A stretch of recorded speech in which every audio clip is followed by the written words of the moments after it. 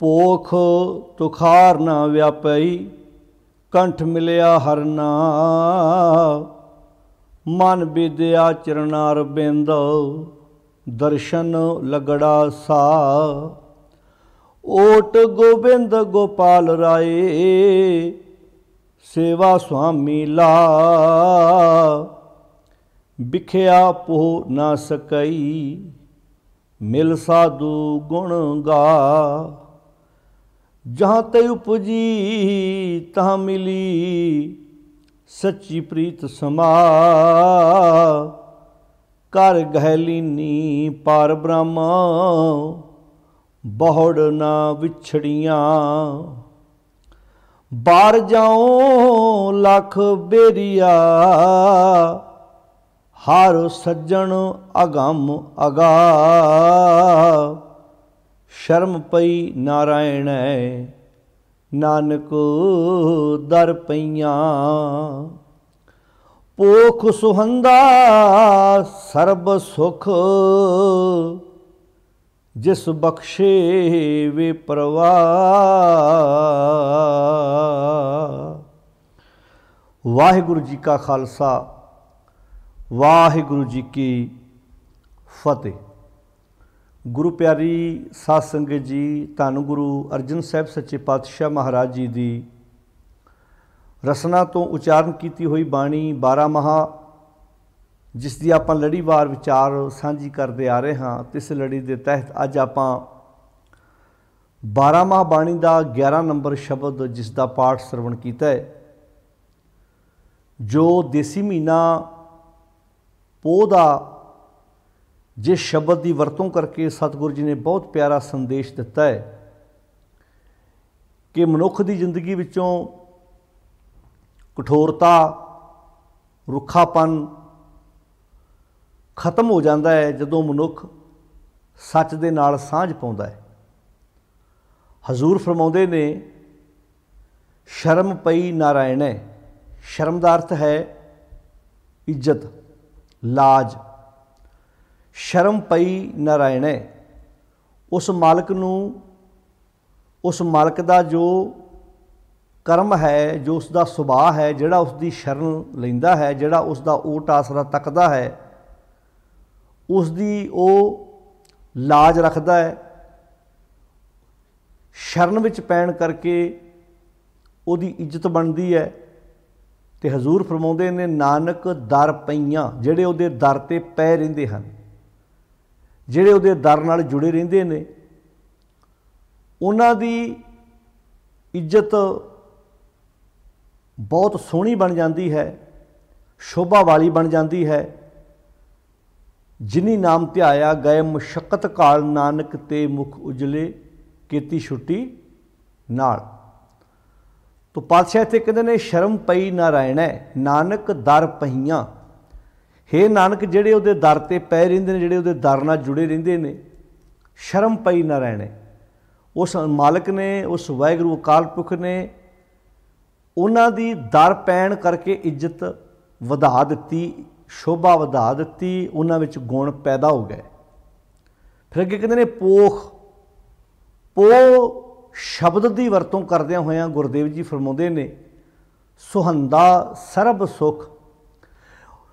उस व्यक्ति का, जिहड़ा व्यक्ति सच का ओट आसरा तकदा है, जिहड़ा उहदी शरण च पिया रहिंदा है, उत्थे शब्द वरतिया सुहंदा, उहदा जीवन सोहना बन जाता है।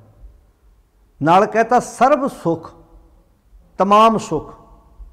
जिंदगी दे आत्मिक सुख जदों बंदा अंदरों सुकून नाल भर जाए, बाहर दीयां चिंतावां झोरे उहदे ते असर नहीं करदियां। पोख सुहंदा सर्ब सुख, जिस बख्शे वे प्रवाह।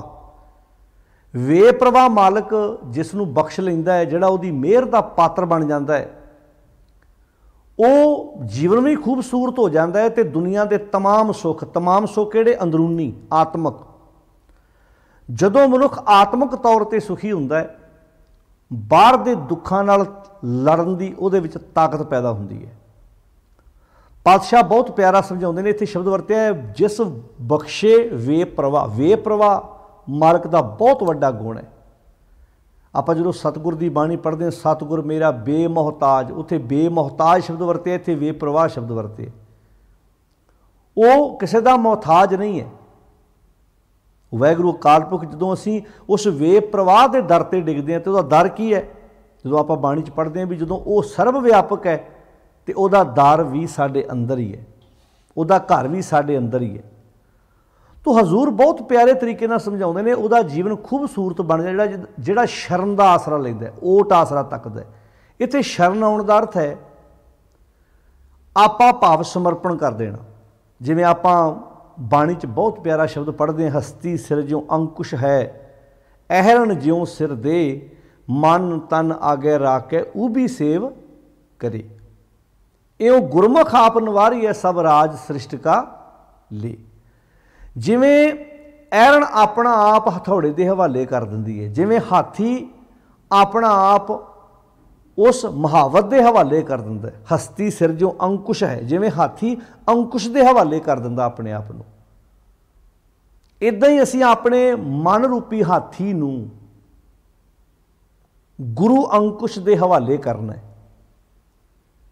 ਕਿਉਂਕਿ ਮਨ ਕੁੰਚਰ ਹੈ, ਪੀਲਕ ਗੁਰੂ ਹੈ, ਗਿਆਨ ਕੁੰਡਾ ਜਾਂ ਖਿੰਚੈ ਤੈਂ ਜਾਏ, ਨਾਨਕ ਹਸਤੀ ਕੁੰਡੇ ਬਾਹਰਾ ਫਿਰ ਉਜੜ ਪਾਏ।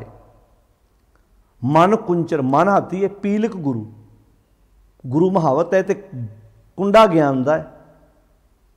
ਗਿਆਨ ਦਾ ਕੁੰਡਾ ਜਦੋਂ ਇਸ ਮਨ ਹਾਥੀ ਤੇ ਵੱਜਦਾ ਹੈ, ਜੈ ਖਿੰਚੇ ਤੈਂ ਜਾਏ, ਨਾਨਕ ਹਸਤੀ ਕੁੰਡੇ ਬਾਹਰ ਹੈ। ਨਾਨਕ ਜਿਹੜਾ ਹਾਥੀ ਕੁੰਡੇ ਤੋਂ ਸਖਣਾ ਹੈ, ਗਿਆਨ ਤੋਂ ਸਖਣਾ ਹੈ, ਗੁਰੂ ਗਿਆਨ ਤੋਂ ਸਖਣਾ ਹੈ, ਫਿਰ ਉਜੜ ਪਾਏ। ਅੱਜ ਦੁਨੀਆ ਉਜੜੇ ਕਿਉਂ ਪਈ ਹੈ? ਕਿਉਂਕਿ ਗੁਰੂ ਗਿਆਨ ਦੇ ਕੁੰਡੇ ਤੋਂ ਸਖਣੀ ਹੈ। ਜਿਹੜਾ ਹਾਥੀ ਮੁਹਾਵਤ ਦੇ ਆਪਣੇ ਆਪ ਨੂੰ ਹਵਾਲੇ ਕਰਦਾ ਹੈ, ਤੁਸੀਂ ਵੇਖੋ ਕਿੱਦਾਂ ਉਹ ਸ਼ਹਿਰਾਂ ਵਿੱਚ ਘੁੰਮਦਾ ਹੈ, ਕਿੱਦਾਂ ਦੇਖੋ ਦੋਵੇਂ ਪੱਖ ਹੀ ਲੈ ਨੇ ਇੱਥੇ। ਜਦੋਂ ਅਸੀਂ ਬਾਣੀ ਨੂੰ ਧਿਆਨ ਨਾਲ ਪੜ੍ਹਦੇ ਹਾਂ, ਜਿਵੇਂ ਕੂਕਰ ਦੇ ਦੋ ਰੂਪ ਬਿਆਨ ਕੀਤੇ ਨੇ ਸਤਿਗੁਰ ਨੇ ਬਾਣੀ ਵਿੱਚ, ਇੱਕ ਵਫਾਦਾਰੀ ਵਾਲਾ, ਇੱਕ ਲਾਲਚ ਵਾਲਾ। ਇੱਦਾਂ ਹੀ ਹਾਥੀ ਦੇ ਵੀ ਦੋ ਰੂਪ ਬਿਆਨ ਕੀਤੇ ਨੇ। ਇੱਕ ਥਾਂ ਤੇ ਆਖਿਆ ਵੀ ਕਾਲ ਬੂਤ ਕੀ ਹਸਤਨੀ ਮਨ ਬੌਰਾ ਰੇ, ਚਲਤ ਰਚਿਓ ਜਗਦੀਸ਼ ਕਾਮ ਸਵਾਏ ਗੱਜ ਬਸ ਭਰੇ। ਉੱਥੇ ਤੇ ਇਹ ਕਿਹਾ ਵੀ ਆਪਣੇ ਚਸਕਿਆਂ ਕਰਕੇ ਅੱਜ ਤੂੰ ਮੁਹਾਵਤ ਦੇ ਅਧੀਨ ਹੋਇਆ ਪਿਆ ਹੈ। ਅੱਜ ਕਿਸੇ ਦੀ ਕੀ ਮਜਾਲ ਸੀ ਤੇਰੇ ਪਿੱਠ ਤੇ ਸਵਾਰੀ ਕਰ ਜਾਂਦਾ ਕੋਈ, ਪਰ ਤੇਰੇ ਚਸਕਿਆਂ ਨੇ ਉਹਨੂੰ ਸਵਾਰੀ ਕਰਨ ਲਾ ਦਿੱਤਾ। ਇੱਥੇ ਦੂਜਾ ਪੱਖ, ਇੱਥੇ ਵਿਗੜੇ ਹੋਏ ਮਨ ਦਾ ਉਹ ਨਕਸ਼ਾ ਖਿੱਚ ਦਿੱਤਾ ਭਗਤ ਕਬੀਰ ਜੀ ਨੇ ਕਿ ਕਾਲਬੂਤ ਕੀ ਹਸਤਨੀ। ਜਿਵੇਂ ਹਾਥੀ ਦੀ ਵੀਕਨੈਸ ਜਾਣੀ ਵੀ ਹਾਥੀ ਦੀ ਕਮਜ਼ੋਰੀ ਕੀ ਹੈ, ਉਹ ਅੰਨਾ ਕਾਮ ਵਾਸ਼ਨਾ ਵਿੱਚ ਹੁੰਦਾ ਹੈ, ਤੇ ਨਕਲੀ ਹਥਨੀ ਦਾ ਢਾਂਚਾ ਤਿਆਰ ਕਰਕੇ ਹਾਥੀ ਨੂੰ ਇੱਦਾਂ ਫੜਦੇ ਨੇ। ਉੱਥੇ ਹਾਥੀ ਦਾ ਇਹ ਪੱਖ ਪੇਸ਼ ਕੀਤਾ ਵੀ ਕਾਲਬੂਤ ਕੀ ਹਸਤਨੀ। ਕਲਬੂਤ ਕਹਿੰਦੇ ਨੇ ਢਾਂਚਾ, ਵੀ ਨਕਲੀ ਹਥਨੀ। ਕਾਲਬੂਤ ਕੀ ਹਸਤਨੀ ਮਨ ਬੌਰਾ ਰੇ, ਬੌਰਿਆ ਮਨਾ ਵੇਖ। ਕਾਮ ਸਵਾਏ, ਕਾਮ ਵਾਸ਼ਨਾ ਦੇ ਚਸਕੇ ਕਰਕੇ ਗੱਜ ਬਸ ਪਰੇ। ਹਾਥੀ ਮੁਹਾਵਤ ਤੇ ਕੁੰਡੇ ਦੇ ਅਧੀਨ ਹੋ ਗਿਆ। ਅੰਕੁਸ਼ ਹੈ, ਉਸ ਅੱਜ ਅੰਕੁਸ਼ ਆਪਣੇ ਸੀਸ ਤੇ ਸਹਿੰਦਾ। ਇੱਥੇ ਨੈਗੇਟਿਵ ਪੱਖ ਪੇਸ਼ ਕੀਤਾ, ਇੱਥੇ ਪੋਜ਼ਿਟਿਵ ਪੱਖ ਹੈ। ਹਸਤੀ ਸਿਰ ਜੋ ਅੰਕੁਸ਼ ਹੈ, ਐਰਨ ਜਿਉ ਸਿਰ ਦੇ, ਮਨ ਤਨ ਆਗੇ ਰਾ ਕੇ ਉਹ ਵੀ ਸੇਵ ਕਰੇ। ਜਿਵੇਂ ਹਾਥੀ ਆਪਣਾ ਆਪ ਹਵਾਲੇ ਕਰਦਾ ਹੈ, ਇੱਥੇ ਆਖਿਆ ਮਨ ਕੁੰਚਰ ਪੀਲਕ ਗੁਰੂ। ਮਨ ਹਾਥੀ ਹੈ, ਤੇ ਜਦੋਂ ਗੁਰੂ ਮੁਹਾਵਤ ਬਣਦਾ ਹੈ, ਗਿਆਨ ਦਾ ਕੁੰਡਾ ਵੱਜਦਾ ਹੈ, ਫਿਰ ਹਾਥੀ ਸਿੱਧੇ ਰਸਤੇ ਪੈਂਦਾ। ਨਾਨਕ ਹਸਤੀ ਕੁੰਡੇ ਬਾਹਰ ਫਿਰ ਉਜੜ ਪਾਏ। ਇੱਥੇ ਸ਼ਰਨ ਲੈਣ ਦਾ ਅਰਥ ਹੈ ਜਿਵੇਂ ਹਾਥੀ ਨੇ ਆਪਣਾ ਆਪ ਗੁਰੂ ਮੁਹਾਵਤ ਦੇ ਅਧੀਨ ਕਰ ਦਿੱਤਾ, ਫਿਰ ਉਹਦੀ ਇੱਜ਼ਤ ਵੀ ਉਹ ਮਾਲਕ ਆਪ ਰੱਖਦਾ ਹੈ। ਸ਼ਰਮ ਪਈ ਨਾਰਾਇਣੇ, ਨਾਨਕ ਦਰ ਪਈਆਂ, ਜਿਹੜੇ ਉਹਦੇ ਦਰ ਤੇ ਉੱਤੇ ਪੈ ਰਹਿੰਦੇ ਨੇ, ਦਰ ਨਾਲ ਜੁੜੇ ਰਹਿੰਦੇ ਨੇ। ਦਰ ਕੀ ਉਹਦਾ? ਆਪਣਾ ਆਪ ਸਮਰਪਣ ਕਰਨਾ। ਦਰ ਉਹਦਾ ਸ਼ਬਦ ਹੈ, ਉਹਦਾ ਗਿਆਨ ਹੈ, ਭਾਵ ਆਪਣੇ ਅੰਤਰਾਤਮੇ ਟਿਕਣਾ। ਜਦੋਂ ਅਸੀਂ ਗੁਰੂ ਰਾਮਦਾਸ ਮਹਾਰਾਜ ਦਾ ਵਾਕ ਪੜ੍ਹਦੇ, ਅਬ ਹਮ ਚੱਲੀ ਠਾਕੁਰ ਪੈ ਹਾਰ, ਜਬ ਹਮ ਸ਼ਰਨ ਪ੍ਰਭੂ ਕੀ ਆਈ, ਰਾਖ ਪ੍ਰਭੂ ਭਾਵੇਂ ਮਾਰ। ਲੋਕਨ ਕੀ ਚਤੁਰਾਈ ਉਪਮਾ ਤੇ ਬੈ ਸੰਤਰ जार, ਕੋਈ ਭਲਾ ਕਹੋ ਭਾਵੇਂ ਬੁਰਾ ਕਹੋ, ਹਮ ਤਨ ਦਿਓ ਹੈ ਢਾਰ, ਜੋ ਆਵਤ ਸ਼ਰਨ ਠਾकुर ਪ੍ਰਭ ਤੁਮਰੀ, ਤਿਸ ਰਾਖੋ ਕਿਰਪਾ ਤਾਰ। जन नानक शरण तुम्हारी हर जियो राखो लाज मुराद। जदों बाणी च चरण शरण शब्द आया है ना, तो उसका अर्थ की है? आपा भाव समर्पण कर देना, सच नाल सांझ पा लैनी। वो मालक को वखरा नहीं बैठा। देखो जदों आप शरीर नाल गुरुद्वारे जाने, तुर के पैदल जाने, गड्डी ते जाने, उदों साडा शरीर गुरुद्वारे जाता है। तो जरूरी नहीं शरीर गुरुद्वारे चले गया, मन साडा गुरु दे कोल होवे। उत्थे शब्द वरते गुर सभा एव ना पाईए, ना नेड़े ना दूर, नानक सतगुर तां मिले जां मन रहे हदूर। हो सकता सैकड़े कोह दूर बैठा भी बंदे दा मन गुरु दे कोल होवे, हो सकता कोल बैठ के भी मन जिहड़ा वो गुरु की सिक्ख्या तो सखना होवे।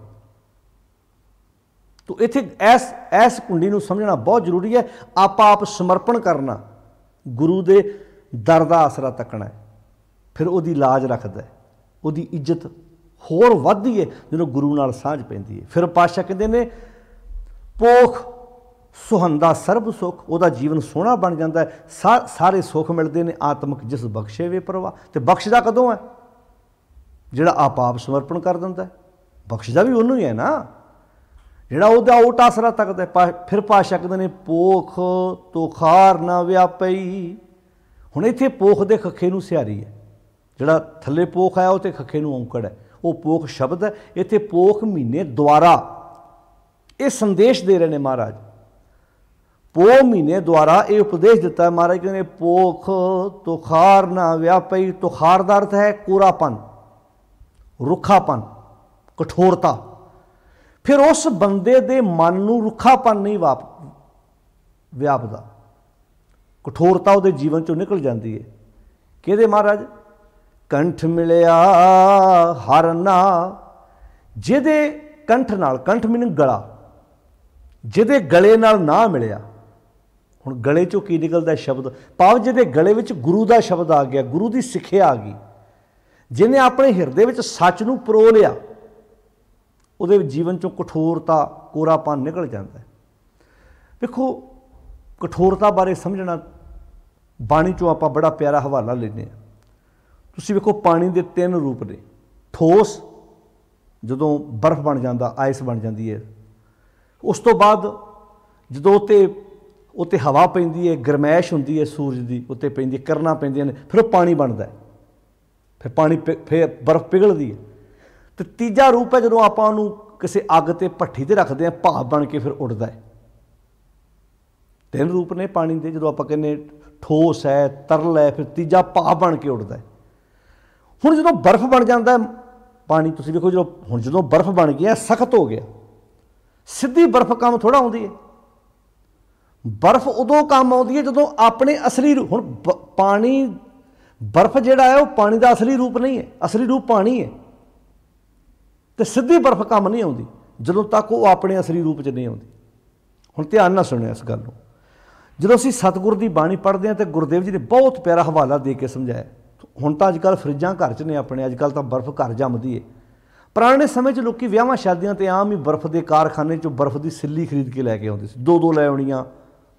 मान लो 1.5 सिल्ली अज वरती गई है बर्फ की, अद्धा पीस वध गया, उन्होंने अगले दिन वास्ते भी रखा जाता है सामभ के।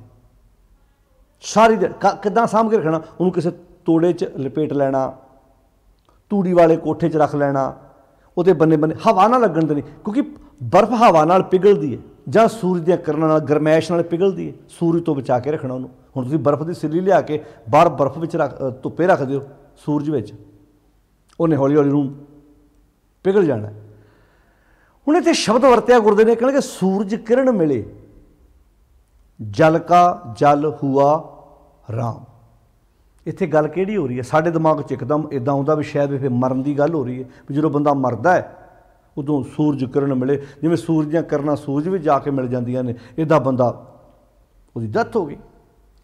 हुण इन्हां शब्दां दा अर्थ मरण तो बाद नहीं है। इत्थे गल है जिवें बर्फ सख्त है, इदां बंदे दा मन भी सख्त हो चुका है, तुखार कठोर हो चुका है। तो सूरज कौन है? इत्थे बाणी च गुरु ज्ञान नूं सूरज आख्या है। पढ़ो भाई गुरदास जी का बचन, सतगुर नानक प्रगटिया मिट्टी धुंध जग चानण होआ, ज्यों कर सूरज निकलिया। उत्थे गुरु नूं सूरज दी नाल तुलना दी है भी जिवें सूरज चढ़दा ते धुंध उदय हो जाती है, धुंध खत्म हो जाती है, हनेरा मुक जाता है। जदों सूरज उदय होंदा है हनेरा जिंदगी चों गायब हो जाता है, धुंध खत्म हो जाती है। जदों सूरज की गरमैश उस बर्फ ते पैंदी है पानी बनता है। सीधी बर्फ काम नहीं आती, पर जो बर्फ पानी बनती है फिर वो पीण दे काम आता पानी। होर ठंडा होएगा, होर पानी ज्यों ज्यों गरमैश वाले बन्ने वधेगा पीण दे काम ते आएगा, नाल कपड़े धोण दे काम भी आएगा। बहुत कंट्रियां ऐसियां ने जिथे वो बर्फ का पानी स्टोर करके रखदियां ने। सारियां कंट्रियां पानी धरती चों ही नहीं निकलता। बहुत कंट्रियां ऐसी जिथे जिन्होंने बर्फ का पानी स्टोर करके रखे वो वरतों च आउंदा है। हुण बर्फ का पानी जम्मिया है, पर ज्यों ज्यों उत्ते हवा चलनी है, पिघलना है, सूरज की गरमैश पैनी है, वो फिर पानी का पानी बनना है। फिर वो पानी किन्ने दे काम आता है? कपड़े धोण दे काम आता है, पानी पीण दे काम आता है, नहाउण दे काम आता है, फसलों के काम आता है। हुण इत्थे गल कही गुरुदेव जी ने, कहते मन उस सख्त पानी की तरह कठोर हो चुका है, पर जो सूरज दी किरणां पईयां उत्ते जल का जल हुआ राम। इत्थे गुरु का ज्ञान, गुरु की सिक्ख्या सूरज दी किरणां ने। जदों कठोर मन दे उत्ते गुरु ज्ञान दी किरणां पैंदियां ने, जल का जल हुआ राम, ये अपने असली रूप च आउंदा है। जिन्हों आपां कहने मन तू जोत स्वरूप है, अपना मूल पछाण। बर्फ नूं कहा गया तू अपने मूल च आ जा ना, तेरा असली मूल तो पानी है। असली मूल पछाणेगी तो तू काम आना है किसी दे। सीधी बर्फ थोड़ा काम आती है, बर्फ पानी बन के काम आती है। हुण तुसीं मान लो बर्फ की सिल्ली लै भी आओगे तो वो तो पानी बन के काम आनी है ना। तो कितना प्यारा शब्द इत्थे वरत्या गुरुदेव ने, कह लगे सूरज किरण मिले। अज साडे मन बर्फ की तरह सख्त हो चुके ने। जदों गुरु ज्ञान दियां किरणां इहदे ते पैंदियां ने, जल का जल हुआ राम, फिर ज्योति जोत रली संपूर्ण थिया राम। ज्योति जोत रली का अर्थ की है? जदों पानी अपने असली रूप च आया, ये जिहड़ा कठोर मन है जदों अपनी असली घर च आया, संपूर्ण थिया रा, ये बंदा संपूर्ण हो गया। जिवें आपां कहने हुणे बंदा मुकम्मल हो गया भाई, क्यों? अपने असली रूप च आ गया। फिर ब्रह्म दिसै, फिर उन्होंने हर बन्ने वो दिसै, ब्रह्म दिसै, ब्रह्म सुनिए, एक एक वखाणी है। हर बन्ने एक परमात्मा का जिक्र हो रहा, उन्होंने एक तो बिना दूजा दिसदा ही नहीं। आत्म पसारा करन हारा, प्रभ बिना नहीं जानी है। उन्होंने समझ आ जाती दूजा है ही कोई नहीं। ये कदों होया? जदों कठोर मन दे उत्ते गुरु ज्ञान दियां किरणां पईयां। हुण इन्हां शब्दां नूं साडे आम पढ़नगे, बंदा जदों डैथ हो गई उदों दी गल ना भाई। गुर किरपा जे नरको कीनी, तेह ए जुगत पछानी, नानक लीन भयो गोबिंद स्यों जो पानी संग पानी। तो पातशाह इत्थे कहंदे ने पोख दे खखे नूं सियारी है, पो महीने द्वारा ये संदेश दे रहे हैं। तुखार ना व्यापई, उदों फिर कोरापन नहीं वापरदा, वो जीवन चों कठोरता निकल जाती है, क्योंकि कंठ मिलिया हर ना। जदों उहदे ते ज्ञान दियां किरणां पईयां, उहने अपने गले का हार सच खसम नूं बना लिया, तो कठोरता अपने आप जीवन चों निकल गई। मन विद्या चरनार बिंद, उहदा फिर जिहड़ा मन है ना, वो चरनार बिंद ऐन विन्निया गया, एकमिक हो गया। मन ते सच एक रूप हो गए। अब तो जाए चढ़े सिंघासन, मिले हैं सारंग पानी, राम कबीरा एक भय है कोई न सकै पछानी। मन विद्या चरनार बिंद, दर्शन लगड़ा सा, एक सा दर्शन लगड़ा सा। दर्शन की भी डेफिनेशन समझ लेना, परिभाषा। दर्शन कला इदा सामने अखां नाल वेखण नूं दर्शन नहीं कहते। तुसीं वेखो अजकल ना जो फोन पर किसी नाल गल करते हैं तो बंदा उन्होंने मिलिया थोड़ा होंदा इदा, कई साल हो जाते, पर इदा कहता भाई बड़ा चिर हो गया तुहाडे दर्शन कीतिआं नूं, असीं क्या चलो अज दर्शन ही कर लीए। गल्लां ही सुणियां ने ना, दो बोल उन्हें बोले, दो बोल उन्हें बोले, बोल बोलण नाल उन्हें उहदे दर्शन कर ले, गलबात कर ली उहदे नाल उहने। तो साध संगत दर्शन केवल इदां हूबहू जे आपां दर्शनां दी गल करिए तो जदों असीं गुरबाणी नूं पढ़दे हां तां गुरु अमरदास जी दा बहुत प्यारा वाक है, सतगुर नूं सब को वेखदा। सतगुर नूं तां सारे वेखदे ने, जेता जगत संसार। चलो हुण तां आपां इदां अखरां दे रूप च वेख रहे हैं, ਫਿਜ਼ੀਕਲ ਤੌਰ ਤੇ, ਸਰੀਰਕ ਤੌਰ ਤੇ ਕੀ ਗੁਰੂ ਪਾਤਸ਼ਾਹ ਦੇ ਤੁਰਦਿਆਂ ਫਿਰਦਿਆਂ ਲੋਕਾਂ ਨੇ ਦਰਸ਼ਨ ਨਾ ਕੀਤੇ ਹੋਣਗੇ? ਬੜਿਆਂ ਲੋਕਾਂ ਨੇ ਦਰਸ਼ਨ ਕੀਤੇ ਨੇ। ਜਦੋਂ ਤੱਤੀ ਤਵੀ ਤੇ ਪਾਤਸ਼ਾਹ ਨੂੰ ਬਿਠਾਇਆ ਗਿਆ ਕਿ ਗੁਰਦਿੱਤੇ ਭੜਪੂੰਜੇ ਵਰਗਿਆਂ ਨੇ, ਚੰਦੂ ਵਰਗਿਆਂ ਨੇ, ਪਾਤਸ਼ਾਹ ਦੇ ਬਾਹਰੀ ਜਹਾਂਗੀਰ ਵਰਗਿਆਂ ਨੇ ਬਾਹਰੀ ਤੌਰ ਤੇ ਦਰਸ਼ਨ ਨਹੀਂ ਕੀਤੇ, ਬਾਹਰੋਂ ਤੇ ਵੇਖਦੇ ਨੇ।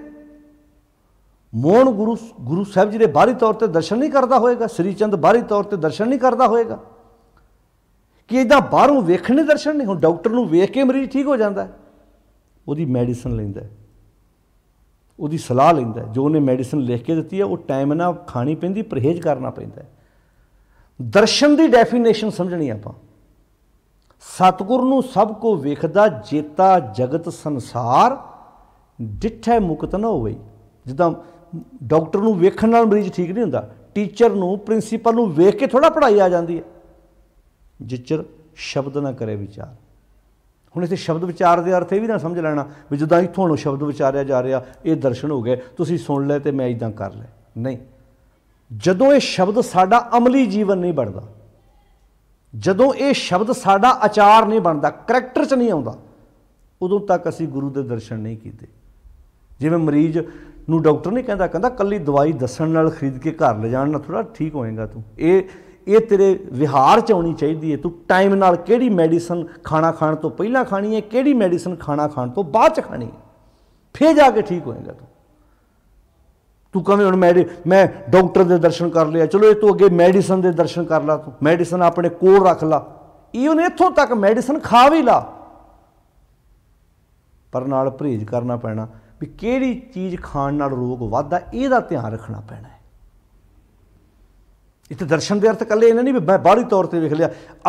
ਕਈਆਂ ਗੁਰਦੁਆਰਿਆਂ 'ਚ ਨਾ ਤੁਸੀਂ ਵੇਖਿਓ, ਜਦੋਂ ਭਾਈ ਸਾਹਿਬ ਮੁੱਖ ਵਾਕ ਲੈਣ ਲੱਗਦੇ ਆ, ਕਈ ਭੋਲੇ ਬੇਸਮਝ ਸਾਡੇ ਵੀਰ ਭੈਣਾਂ ਇੱਦਾਂ ਖੜੇ ਹੋ ਕੇ ਨਾ, ਇੱਦਾਂ ਜਦੋਂ ਮਹਾਰਾਜ ਜਰਮਾਲਾ ਲਾਉਣ ਲੱਗਦੇ ਇੱਦਾਂ, ਤੇ ਬਹੁਤ ਨੇ ਜਿਹੜੇ ਇੱਦਾਂ ਬਾਹਰੀ ਤੌਰ ਤੇ ਦਰਸ਼ਨ ਕਰਦੇ ਨੇ ਵੀ ਵੇਖੋ, ਉਹ ਸੋਚਦੇ ਵੀ ਇੱਦਾਂ ਦਰਸ਼ਨ ਕੀਤਿਆਂ ਗੱਲ ਬਣ ਜਾਣੀ ਹੈ। ਜੇ ਇੱਦਾਂ ਗੱਲ ਬਣਦੀ ਹੁੰਦੀ ਆ, ਜਿਨ੍ਹਾਂ ਨੇ ਇੰਨੇ ਸਰੂਪ SGPC ਵਾਲਿਆਂ ਨੇ ਖੁਰਦ ਬੁਰਦ ਕਰ ਦਿੱਤੇ ਆ, ਪਤਾ ਨਹੀਂ ਕਿੱਥੇ ਵੇਚਦੇ, ਪਤਾ ਨਹੀਂ ਹੁਣ ਉਹਨਾਂ ਨਾਲ ਕੀ ਕਰਨਾ, ਕਿੰਨਾ ਉਹਦੇ ਵਿੱਚ ਵਾਧ ਘਾਟ ਕਰ ਦੇਣੀ ਹੈ। ਇਹ ਤਾਂ ਸਾਰੇ ਦੇਵਤੇ ਬਣ ਜਾਂਦੇ ਹੁਣ ਨੂੰ। ਅੱਜ ਲੋਕਾਂ ਨੇ ਕਟਹਿਰੇ 'ਚ ਖੜੇ ਨਹੀਂ ਕੀਤੇ, ਕੌਣ ਨੇ ਉਹ ਲੋਕ?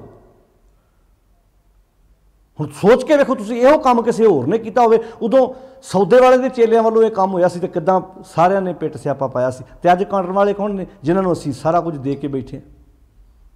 ਕੀ ਉਹਨਾਂ ਨੇ ਦਰਸ਼ਨ ਨਾ ਕੀਤੇ ਹੋਣਗੇ? ਇਕੱਲੇ ਇਕੱਲੇ ਅੰਕ ਨੂੰ ਨਾ ਵਾਚਿਆ ਹੋਏਗਾ, ਉਹ ਸਾਰੇ ਦੇਵਤੇ ਬਣ ਜਾਂਦੇ, ਸਾਰੇ ਬੈਕੁੰਠ ਨੂੰ ਨਾ ਚਲ ਜਾਂਦੇ ਹੋ? ਸੋਚ ਕੇ ਵੇਖੋ ਤੁਸੀਂ, ਇਹ ਬੰਦੇ ਕੌਣ ਨੇ, ਕੌਣ ਲੋਕ ਨੇ? ਇਹ ਕਾਹਦੇ ਵਾਸਤੇ ਸ਼੍ਰੋਮਣੀ ਗੁਰਦੁਆਰਾ ਪ੍ਰਬੰਧਕ ਕਮੇਟੀ ਬਣੀ ਸੀ, ਜਿਹਨੇ ਸਾਰਿਆਂ ਗੁਰਦੁਆਰਾ ਪ੍ਰਬੰਧ ਸਹੀ ਤਰੀਕੇ ਨਾਲ ਚਲਾਉਣਾ ਸੀ? ਉਹ ਤਾਂ ਪਰਿਵਾਰ ਦੀ ਪਾਰਟੀ ਬਣ ਕੇ ਰਹਿ ਗਈ। ਇੱਕ ਪਰਿਵਾਰ ਦੀ ਸੇਵਾ ਕਰ ਰਹੀ ਹੈ ਡਰ ਕਿਤੇ ਖਲੜੀ 'ਚ ਕੋਈ ਇਹਨਾਂ ਲੋਕਾਂ ਦੇ? ਸੋਚ ਕੇ ਵੇਖੋ ਤੁਸੀਂ। ਤਾਂ ਖੈਰ, ਜਿਹੜੀ ਆਪਾਂ ਗੱਲ ਕਰ ਰਹੇ ਹਾਂ, ਤਾਂ ਸਾਧ ਸੰਗਤ ਇਕੱਲੇ ਦਰਸ਼ਨ ਦਾ ਬਾਹਰੀ ਤੌਰ ਤੇ, ਹੁਣ ਜਿਹੜੇ ਸਰੂਪਾਂ ਦੀ ਸੋਧ ਸੁਧਾਈ ਕਰਦੇ ਆ, ਜਿਹੜੇ ਇੱਥੇ ਕਿੱਥੇ ਸਿਹਾਰੀ ਲੱਗਣੀ ਹੈ, ਕਿੱਥੇ ਔਂਕੜ ਲੱਗਣਾ ਹੈ, ਕਿੱਥੇ ਬਿਹਾਰੀ ਲੱਗਣੀ ਹੈ, ਉਹ ਤਾਂ ਸਾਰੇ ਬੈਕੁੰਠ ਨੂੰ ਚਲ ਜਾਂਦੇ, ਹੁਣ ਨੂੰ ਦੇਵਤੇ ਬਣ ਜਾਂਦੇ। ਇਕੱਲੇ ਬਾਹਰੀ ਤੌਰ ਤੇ ਵੇਖਣਾ ਦਰਸ਼ਨ ਨਹੀਂ ਹੈ। ਗੁਰੂ ਦੀ ਗੱਲ ਨੂੰ ਸੁਣਨਾ ਤੇ ਉਹਨੂੰ ਆਪਣੇ ਅਮਲ 'ਚ ਲੈ ਕੇ ਆਉਣਾ, ਵਾਸਤਵ ਵਿੱਚ ਇਹ ਦਰਸ਼ਨ ਹੈ।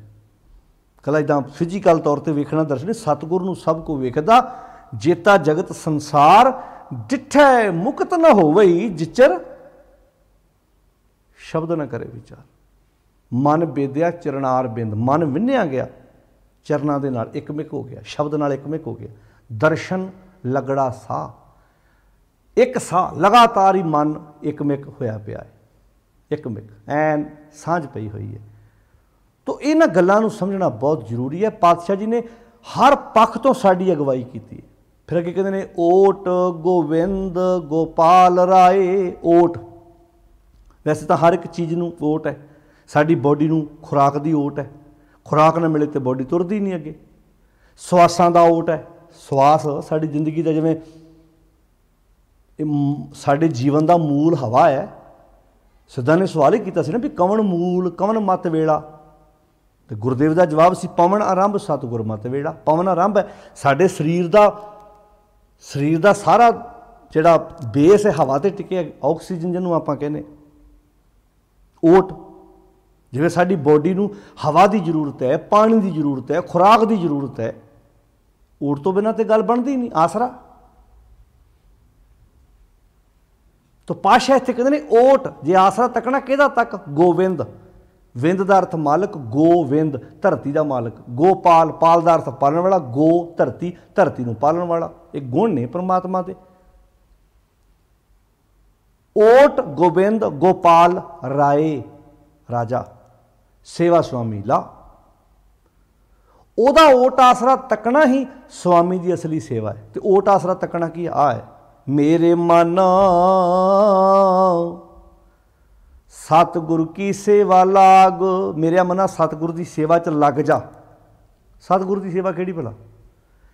बर्तन मांजने, झाड़ू लाने, पोचे लाने, लंगर बनाने, लंगर वरताने, इन्हां सेवावां तो मुनकर नहीं होया जा सकदा। ये भी सेवा ने, ये साडियां बाहरलियां सेवावां ने, गुरुद्वारियां च हुंदियां ने।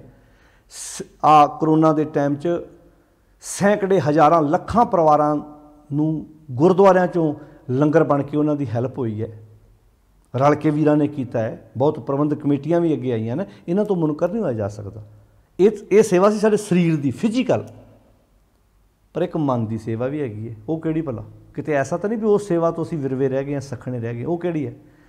मेरे मन सतगुरु की सेवा लाग, जो दिसै सो विणसणा, मन की मत त्याग। आ है सेवा, मन की भैड़ी मत छड्डनी। 50 नंबर अंक ते ये वाक है गुरु अर्जन साहब का। 50 नंबर अंक ते गुरु ग्रंथ साहब के 50 नंबर अंक ते श्री राग का शब्द, मेरे मन सतगुरु की सेवा लाग, मेरे मना सतगुरु की सेवा च लग जा। तो केड़ी सेवा? जो दिसै सो विणसणा, आ जो तू दिस रहा ना तैनूं, यानी कि मन दियां भैड़ियां सोचां, भैड़े ख्याल, ये तेरे जीवन दे विच काम आउण वाले नहीं। मन की मत त्याग, मन दियां भैड़ियां सोचां, भैड़े ख्याल, मन की भैड़ी मत छड़ दे। ये है गुरु की सेवा। सेवा स्वामी ला। हुण दस्सिओ ये सेवा किन्ने लोग कर रहे हैं? सारी दिहाड़ी शरीर दे नाल लंगर वरताउणा ते शाम नूं मठी ते दीवा जगाउणा, ये मन की मत है। सारी दिहाड़ी उत्थे चौंक च खलो के रस्से बन बन के लंगर खवाने तो शाम नूं देहधारी बाबे के पैरों के उत्ते जाके मत्था टेक देना, ये मन की मत है। सेवा भी कर लैनी, दाज मूँह मंग के ले जाना, रिश्वतां ले जानी, ये मन की मत है। मन की मत च बहुत कुछ आउंदा है। नशे पीने पियाने मन की मत है, ठगियां मारनियां मन की मत है, ਧੀਆਂ ਦੇ जन्म वेले मूँह वटने, पुत्रां ਦੇ जन्म वेले खुशियां मनाउणियां मन की मत है। किसी का नुकसान वेख के खुश होना, किसी की तरक्की वेख के अंदरों सड़ना, ये मन की मत है। ये छड्ड। ओट गोबिंद गोपाल राय सेवा स्वामी ला। तो पातशाह जी कहते ने ओट गोबिंद गोपाल राय सेवा स्वामी ला। ये है स्वामी की सेवा का लाभ लेना, ਉਹਦਾ ओट आसरा तकना। जिवें जो मंदिर को थामै थम्मण, त्यों गुरु का शब्द मने स्तंभन। जिवें एक मकान खड़ा किया जाता है, लेंटर के थल्ले किन्ने पिलर दिते जाते हैं, किन्ने बीम पैंदे ने, इदां इस मन नूं आसरा विचारां दे थंम देने आपां। जो मंदिर को थामै थम्मण, त्यों गुरु का शब्द मने स्तंभन। विखिया पोह ना सकई। जिहड़ा ओट गोबिंद गोपाल राय करदा ना, फिर ओट लै लैंदा, जिहदे अंदरों कठोरता निकल जाती, फिर कोरापन उहदे जीवन चों निकल जाता। वो फिर विखिया पोह ना सकई, उहनूं बिख पोह नहीं सकदा। फिर बिख की है? यैर। यैर उहदे तक असर नहीं करती। फिर यैर किहड़ी है? विषय विकार। भरमत फिरत बहु जन्म बिलाने, तन मन धन नहीं धीरे। लालच बिख, लालच यैर है, तो लालच वाला यैर फिर उहदे मन तक जाता ही नहीं। विखिया पोह ना सके। क्यों नहीं? क्यों नहीं पहुँचता? फिर यैर उहदे मन ते असर क्यों नहीं करता? क्योंकि मिल साधु गुण गा। वो साधु नूं जो मिल पिया, किहड़े साधु नूं भला? एक बार सारे कहो धन श्री गुरु ग्रंथ साहिब जी। साधु गुरु नूं मिल पिया, शब्द गुरु नूं मिल पिया, ज्ञान गुरु नूं मिल पिया। जिहदा मन साधु गुरु की संगत कर लग पिया, ये लालच वाला यैर उहदे ते असर किदां करू? फिर वो अपने बच्चियां बदले, अपने परिवार बदले किसी नाल ठगी मारू, बेईमानी करू, किसी का नुकसान करू। जो नहीं करू तो समझ लो मन असली रूप च आ गया, समझ लो बर्फ पानी बन गई, कठोरता निकल गई। मन तू जोत स्वरूप है, अपना मूल पछाण वाली गल होगी। विखिया पोह ना सकई, मिल साधु गुण गा। साधु गुरु नूं मिल के उन्हें गुण गा लै। इहो ही गुण गाने सी, ओट आसरा तकना ही गुण गाने सी, मन की मत त्यागनी गुण गाने सी। जहां ते उपजी, आ गई ना गल हुण, जहां ते उपजी। पानी कित्थों निकलिया सी? बर्फ कित्थों निकली सी? पानी चों। पानी की बर्फ ही बनी सी ना, ते हुण फिर पानी बन गई। मन जिहड़ा सी, मन का असली रूप की सी? सच।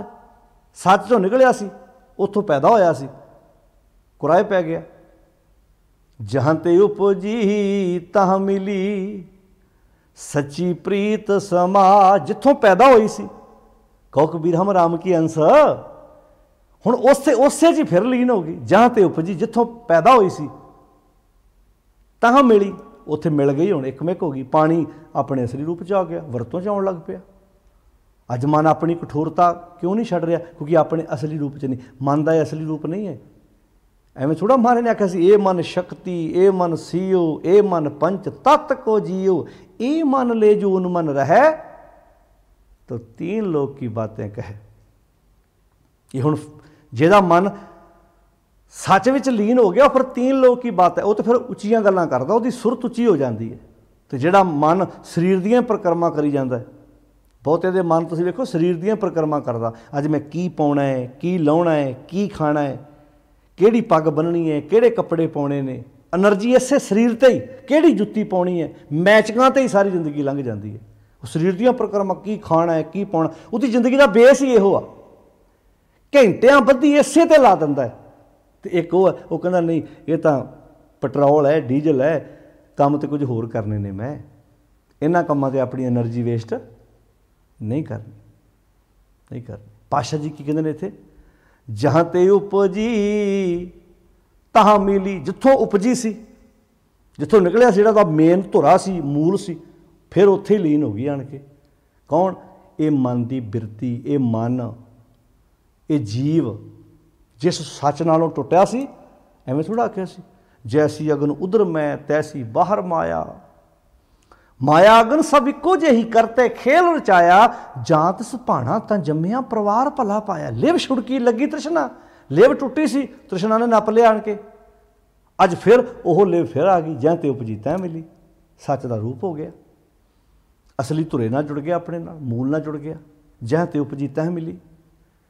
कबीर निर्मल बूंद आकाश की, लीनी भूम मिलाए, अणक सियाने पच गए, ना नरवारी जाए। हुण तां फसल का रूप बन गई, हुण किद्दां बाहर निकलू बई?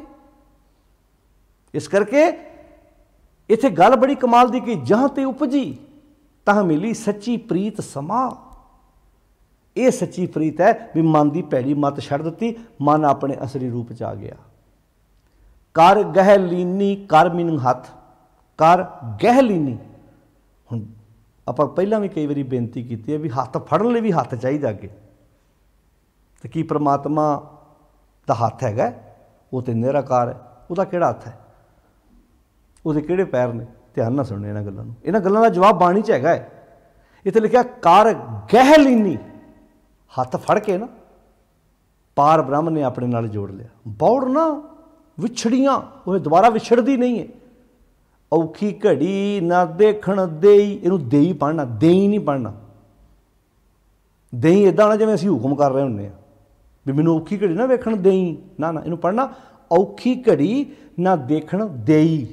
वो औखी घड़ी देखण ही नहीं देंदा, अपना बिरद संभाले। वो अपने बिरद की, अपने सुभाਅ की संभाल करदा, उसदा निजम यह है। हाथ दे आ गया ना हाथ, हुण हाथ की ਉਹਦਾ निजम, ਉਹਦਾ हुक्म, ਉਹਦਾ शब्द, ਉਹਦੀ सिक्ख्या ही ਉਹਦਾ हथ है। ਜਦੋਂ मैं ਉਹਦੀ गल ਮੰਨਦਾ ਮੈਨੂੰ इंज लगता वो हथ दे के बचा गया मैनू। हाथ दे राखे कर अपने,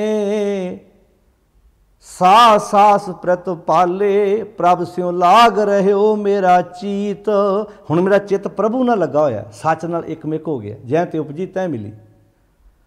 ਪ੍ਰਭ ਸਿਉ ਲਾਗ ਰਹਿਓ ਮੇਰਾ ਚੀਤ। ਆਦ ਅੰਤ ਪ੍ਰਭ ਸਦਾ ਸਹਾਈ। ਪ੍ਰਭੂ ਸਦਾ ਹੀ ਸਹਾਇਤਾ। ਆਦ ਅੰਤ ਪ੍ਰਭ ਸਦਾ। ਧਨ ਹਮਾਰਾ ਮੀਤ। ਉਹ ਮੇਰਾ ਮਿੱਤਰ ਧਨ ਹੈ ਜਿਹਨੇ ਮੇਰੀ ਮਦਦ ਕੀਤੀ ਹੈ। ਮਦਦ ਕਿਵੇਂ ਕੀਤੀ ਹੈ? ਕਰ ਗਹਿ ਲੀਨੀ ਪਾਰ ਬ੍ਰਹਮ। ਮੇਰਾ ਉਹਨੇ ਹੱਥ ਫੜਿਆ, ਭਾਵ ਹੱਥ ਫੜ ਕੇ ਮੈਨੂੰ ਆਪਣੇ ਨਾਲ ਜੋੜ ਲਿਆ। ਹੱਥ ਫੜਨ ਦਾ ਅਰਥ ਹੁੰਦਾ ਹੈ ਹੈਲਪ ਕਰਨੀ, ਮਦਦ ਕਰਨੀ। ਜਿਵੇਂ ਆਪਾਂ ਪਹਿਲਾਂ ਵੀ ਕਈ ਵਾਰੀ ਉਦਾਹਰਨਾਂ ਦਿੱਤੀਆਂ ਨੇ ਵੀ ਸਾਡਾ ਕੋਈ ਦੋਸਤ ਮਿੱਤਰ ਭੈਣ ਭਰਾ ਰਿਸ਼ਤੇਦਾਰ ਜਦੋਂ ਅੱਤ ਦੀ ਬਿਪਤਾ ਪੈ ਜਾਏ, ਜਦੋਂ ਉਹਦੀ ਕੋਈ ਦੂਜਾ ਹੈਲਪ ਕਰਦਾ ਹੈ ਤਾਂ ਉਹ ਇੱਦਾਂ ਹੀ ਕਹਿੰਦਾ, ਜੇ ਉਸ ਵਕਤ ਤੋਂ ਮੇਰੀ ਬਾਂਹ ਨਾ ਫੜਦਾ। ਭਾਵੇਂ ਉਹ ਸਰੀਰਕ ਤੌਰ 'ਤੇ ਉਹਦੇ ਕੋਲ ਨਹੀਂ ਆਇਆ, ਪਰ ਕਿਸੇ ਰੂਪ 'ਚ ਹੀ ਉਹਨੇ ਹੈਲਪ ਕਰ ਦਿੱਤੀ, ਨਾਲ ਆਣ ਕੇ ਖੜ ਗਿਆ ਜਾਂ ਦੋ ਸ਼ਬਦ ਹੀ ਬੋਲ ਦਿੱਤੇ। ਬਹੁਤ ਕੁਝ ਹੁੰਦਾ ਹੈ। ਇਹ ਭਾਵ ਅਰਥਾਂ 'ਚ ਇੱਦਾਂ ਆਉਂਦਾ ਵੀ ਅਸੀਂ ਜਦੋਂ ਸਮਾਜ ਵਿੱਚ ਇੱਕ ਦੂਜੇ ਦੇ ਨਾਲ ਖੜ੍ਹਦੇ ਹਾਂ ਅਤੇ ਬੰਦਾ ਕਹਿੰਦਾ ਜੇ ਉਸ ਵਕਤ ਤੋਂ ਮੇਰੀ ਬਾਂਹ ਨਾ ਫੜਦਾ ਤਾਂ ਸ਼ਾਇਦ ਅੱਜ ਮੈਂ ਇਸ ਦੁਨੀਆ 'ਤੇ ਨਾ ਹੁੰਦਾ। ਇੱਦਾਂ ਹੀ ਕਰ ਗਹਿ ਲੀਨੀ ਪਾਰ ਬ੍ਰਹਮ ਬਹੁੜ ਨਾ ਵਿਛੜੀਆਂ। ਜਦੋਂ ਉਹ ਮਾਲਕ ਆਪਣੇ ਸੇਵਕ ਦੀ ਜਿਹੜਾ ਸੱਚ ਦੇ ਰਸਤੇ 'ਤੇ ਤੁਰਦਾ ਹੈ ਉਹਨੂੰ ਆਪਣੇ ਨਾਲ ਜੋੜ ਲੈਂਦਾ ਹੈ, ਇੱਕ ਮਿਕ ਹੋ ਜਾਂਦਾ, ਉਹਦਾ ਅਸਲੀ ਟਿਕਾਣਾ ਜਿਹੜਾ ਉਸ ਨੂੰ ਮਿਲ ਜਾਂਦਾ ਹੈ। ਫਿਰ ਕਹਿਣ ਲੱਗੇ ਉਹ ਦੁਬਾਰਾ ਕਦੀ ਵਿਛੜ ਕੇ ਉਸ ਵਿਖਿਆ ਪੋਹ ਨਾ ਸਕਈ ਵਾਲੀ ਲੈਣ ਵਿੱਚ ਨਹੀਂ ਪੈਂਦਾ, ਕਿਉਂਕਿ ਮਿਲ ਸਾਧੂ ਗੁਣ ਗਾਹ ਵਾਲੇ ਰਸਤੇ 'ਤੇ ਤੁਰਦਾ ਹੈ। ਬਾਰ ਜਾਉ ਲੱਖ ਬੇਰੀਆ ਮੈਂ ਕੁਰਬਾਨ ਜਾਨਾ ਲੱਖਾਂ ਵਾਰ। ਕਹਿਣ ਲੱਗੇ ਕਿਹਦੇ ਤੋਂ? ਹਰ ਸੱਜਣ, ਉਸ ਹਰੀ ਸੱਜਣ ਤੋਂ ਜਿਹਨੇ ਮੈਨੂੰ ਵਿਖਿਆ ਤੋਂ ਬਚਾਇਆ ਹੈ, ਜਿਹਨੇ ਮੈਨੂੰ ਸੱਚ ਨਾਲ ਜੋੜਿਆ ਹੈ, ਜਿਹਨੇ ਮੈਨੂੰ ਆਪਣੀ ਸ਼ਰਨ ਵਿੱਚ ਪਏ ਹੋਏ ਦੀ ਲਾਜ ਰੱਖੀ ਹੈ। ਹਰ ਸੱਜਣ ਅਗੰਮ ਅਗਾਹ, ਜਿਹੜਾ ਅਗੰਮ ਹੈ, ਅਗਾਹ ਹੈ, ਬੇਅੰਤ ਪ੍ਰਭੂ ਹੈ, ਜਿਹੜਾ ਸਾਡੇ ਗਿਆਨ ਇੰਦਰੀਆਂ ਦੀ ਪਹੁੰਚ ਤੋਂ ਪਰੇ ਹੈ, ਅਥਾਹ ਹੈ। ਕਹਿਣ ਲੱਗੇ ਮੈਂ ਉਸ ਤੋਂ ਇੱਕ ਵਾਰ ਨਹੀਂ, ਹਜ਼ਾਰਾਂ ਵਾਰ ਨਹੀਂ, ਲੱਖਾਂ ਵਾਰ, ਕਰੋੜਾਂ ਵਾਰ ਉਸ ਤੋਂ ਕੁਰਬਾਨ ਜਾਨਾ। ਸ਼ਰਮ ਪਈ ਨਾ ਰਹਿਣੇ ਨਾਨਕ ਦਰ ਪਹੀਆਂ। ਕਹਿਣ ਲੱਗੇ ਆਪਣੇ ਦਰ 'ਤੇ ਪਿਆਂ ਹੋਇਆਂ ਦੀ ਉਹਨੇ ਲਾਜ ਰੱਖੀ ਹੈ, ਉਹਨੇ ਇੱਜ਼ਤ ਬਣਾਈ ਹੈ। ਪੋਖ ਸੁਹੰਦਾ ਸਰਬ ਸੁਖ। ਪੋਹ ਸ਼ਬਦ ਵਰਤ ਕੇ ਗੁਰਦੇਵ ਜੀ ਕਹਿੰਦੇ ਨੇ, ਪੋਖ ਸ਼ਬਦ ਦੀ ਵਰਤੋਂ ਕਰਦਿਆਂ ਕਹਿੰਦੇ ਨੇ ਸੁਹੰਦਾ ਸਰਬ ਸੁਖ।